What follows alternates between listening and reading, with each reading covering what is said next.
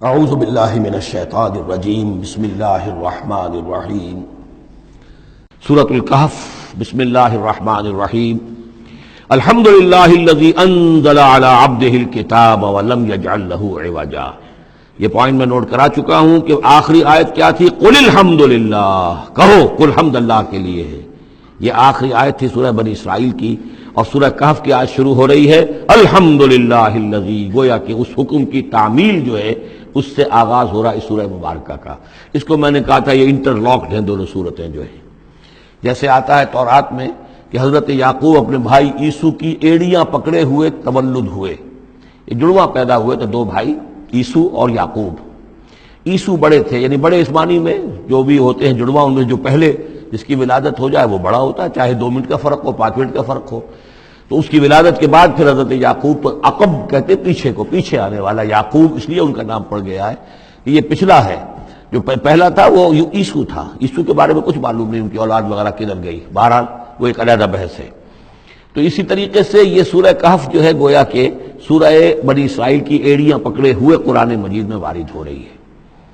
اس میں آپ دیکھیے الحمدللہ الذی انزل علی عبدہ، وہی اللہ تعالیٰ نے اللہ کے اپنے رسول کی جو نسبت ہے اس کو عبد کے نمایاں کیا ہے۔ کتاب نازل کی ولم یجعل لہ عوجا،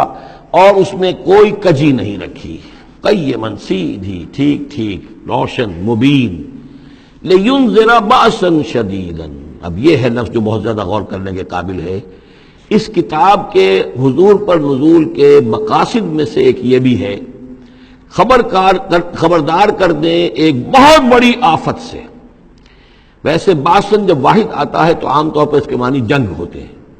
جب جمع میں آتا ہے تو سختی، مصیبت، بھوک، فاقہ، یہ سارے بأسا۔ آیت البر میں بھی ہم نے پڑھا والصابرین فی البأساء والضراء وحین البأس۔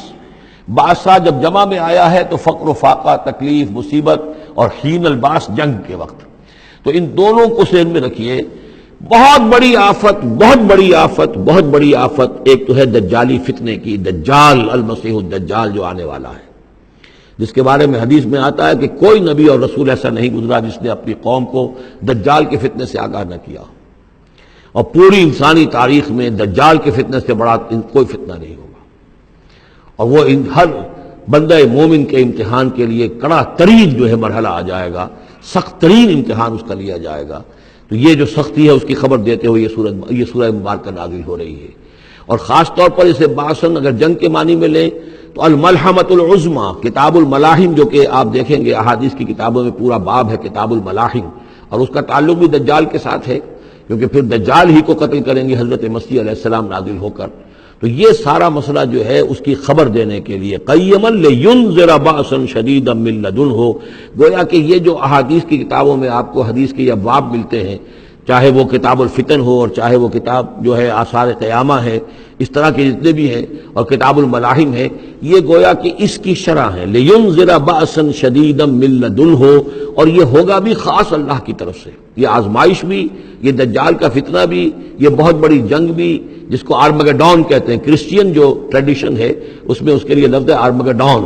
ایک بہت بڑی جنگ ہوگی۔ ڈکشنری میں بھی آپ دیکھیں گے کہ خیر اور شر کی قوتوں کے درمیان اس دنیا کے خاتمے سے پہلے ایک بہت بڑی جنگ ہونی ہے جس کا نام یہ آرمگڈون ہے۔ لینذر بأسا شدیدا من لدنہ ویبشر المؤمنین الذین یعملون الصالحات، اور تاکہ بشارت دے وہ ان اہل ایمان کو جو نیک عمل کرتے ہوں، ان لہم اجرا حسنا، کہ ان کے لیے ہوگا بہت اچھا بدلہ، ماکثین فیہ ابدا، اور وہ اس میں رہیں گے ہمیشہ ہمیشہ۔ یہ جو دجالی فتنہ ہے اس کے ساتھ ایک خاص مناسبت ہے سورہ مبارکہ کی۔ احادیث میں آتا ہے کہ دجالی فتنے کے اثرات سے بچنے کے لیے اس سورہ مبارکہ سے ذہنی اور قلبی رشتہ مفید ہے، اس کی تلاوت کرتے رہنا، خاص طور پر جمعے کے روز پوری سورہ کہف، ورنہ یہ کہ کم سے کم اس کی ابتدائی اور آخری آیات ان کی بڑی اہمیت ہے۔ دجالی فتنہ اصل میں کیا ہے سمجھ لیجئے کہ ایک تو ہے دجالی فتنہ بالعموم، دجل کہتے ہیں فریب کو، جیسے کہ کوئی نبی نہیں ہے، وہ اس نے فریبی لبادہ اوڑھ لیا، نبوت کا دعویٰ کر رہا ہے، وہ دجال ہے۔ تو اس طرح کے تو حضور نے فرمایا ہے کہ 30 دجال پیدا ہوں گے، انہی میں سے ایک ہمارے زمانے کے اندر جو ہے یہ غلام احمد قادیانی بھی تھا، وہ دجال تھا، جس نے کہ اعلان کیا کہ میں نبی ہوں جبکہ وہ نبی نہیں تھا۔ تو فریبی بنا ہوا، جس نے کہ ملمہ اپنے اوپر چڑھایا ہوا ہے۔ اسی طریقے سے دجالی فتنہ یہ جو ہے اس پوری دنیا میں اس وقت جو فتنہ ہے وہ یہ ہے کہ مادہ پرستی کا اتنا غلبہ ہو چکا ہے ذہنوں کے اوپر، افکار کے اوپر، لوگوں کے نظریات کے اوپر، لوگوں کے اخلاق کے اوپر، لوگوں کے اقدار جو ہیں، ویلیوز جو ہیں اس کے اوپر، کہ وہ آخرت کو بالکل بھول گئے، اللہ کو بھول گئے، اسباب کے اندر گم ہے، مسبب الاسباب سے ذہول ہو گیا، دنیا ہی دنیا ہے، آخرت کو بھولے ہوئے ہیں، مادہ ہی مادہ ہے، روح سے کوئی سروکار ہی نہیں۔ یہ ہے بالعموم جس کا نام دجالی فتنہ ہے کہ حقیقت کے اوپر پردہ پڑا ہوا ہے، آخرت پر دنیا کا پردہ پڑا ہوا ہے۔ یہ دنیا جو ہے در حقیقت کیا ہے؟ وَمَا الْحَيَاةُ الدُّنْيَا إِلَّا مَتَاعُ الْغُرُورِ، یہ دھوکے کا سامان ہے۔ اصل زندگی کو اس نے ڈھانپا ہوا ہے، ہم نے یہ سمجھ لیا کہ زندگی یہی ہے، اسی کے لیے بھاگ دوڑ محنت صبح و شام، اسی کے مستقبل کی فکر ہے، لیکن اصل جو زندگی اس کی کوئی فکر ہی نہیں ہے۔ باقی ایک دجال جو ہے جو آئے گا وہ معاملہ احادیث کے اندر بھی بڑی طوالت کے ساتھ ہے، اور اس میں کافی پیچیدگیاں بھی ہیں، بعض چیزیں جو ہیں ایک دوسرے سے کچھ مختلف بھی ہیں، اس میں پھر اہل علم کو بہرحال مطابقت پیدا کرنی پڑتی ہے۔ میں نے جہاں تک اپنی کوشش کی ایک رائے تک میں پہنچا ہوں، لیکن ابھی میں اسے بیان نہیں کر رہا ہوں۔ بہرحال دجالی فتنے کی خبریں موجود ہیں بہت شدت کے ساتھ، اور اس صورت کا پڑھنا جو ہے اس میں بہت مفید ہے۔ اس صورت کے مضامین کا دجالی فتنہ بالعموم سے کیا تعلق ہے وہ تو اس ہم دورہ ترجمہ دوران کے اس کے دوران بھی آپ کو معلوم ہو جائے گا، لیکن اس کے جو خاص بڑے مباحث ہیں، خاص طور پر یہ کہ ایک ہمارے بہت بڑے عالم گزرے ہندوستان میں اس صدی کے آغاز میں، مولانا مناظر حسن گیلانی، انہوں نے اس میں باقاعدہ کتاب لکھی ہے، آپ کو مل جائے گی بازار میں بھی، اصحاب کہف کے جو کا معاملہ سورہ کہف کے مباحث ہیں ان کے۔ میں نے اس کو اپنی ایک تقریر کے اندر کسی خطاب جمعہ میں سورہ کہف کے مضامین کا خلاصہ بیان کیا تھا، جس کا عنوان ہے دنیا کی حقیقت۔ ظاہر بات ہے تفاصیل زیادہ جو ہیں وہ میرے لیے ممکن نہیں ہے کہ اس دورہ ترجمہ کے دوران بیان کر سکوں۔ وَيُنذِرَ الَّذِينَ قَالُوا اتَّخَذَ اللَّهُ وَلَدًا، اور خبردار کر دے ان لوگوں کو جنہوں نے کہا کہ اللہ نے بیٹا بنایا۔ یہ ساری دجالیت جو ہے اس کی جڑ کیا ہے؟ مسیحیت، جو موجودہ مسیحیت ہے، جو حقیقت میں مسیحیت نہیں ہے، پولزم ہے، جس کی بنیاد تثلیث پر ہے کہ اللہ کا بیٹا بنا دیا حضرت مسیح علیہ السلام کو، اور انہیں کفارہ بنا دیا تمام جو بھی مان لے ان کو ان کے گناہوں کا، پیش کی معافی ہے ان کے گناہوں کی جو حضرت مسیح پر ایمان لے آئے، اور نمبر 3 شریعت ساقط کر دی، اور نمبر 4 سارا اختیار جو ہے وہ پوپ کے ہاتھ میں دے دیا گیا کہ تم جو چاہو جس چیز کو چاہو حلال کرو، جس چیز کو چاہو حرام کر دو۔ ان چیزوں نے مل کر نفس مذہب کو اس قدر قابل نفرت شے بنا دیا کہ یورپ کے عوام کے اندر مذہب کے خلاف شدید نفرت پیدا ہو گئی۔ چنانچہ اس کے بعد جب مسلمانوں کے زیر اثر وہاں پر علم پھیلا ہے، ہسپانیہ کی یونیورسٹیوں سے علوم اور فنون جو ہیں یہ فرانس اور اٹلی اور جرمنی کے نوجوان آتے تھے، اور وہاں آ کر وہ قرطبہ اور غرناطہ اور طریقلہ کی یونیورسٹیوں سے پڑھ کر جاتے تھے، تو ان کے زیر اثر جو ایک ریفرمیشن شروع ہوئی، اصلاح مذہب، اور ایک رینائسنس، تحریک احیاء العلوم،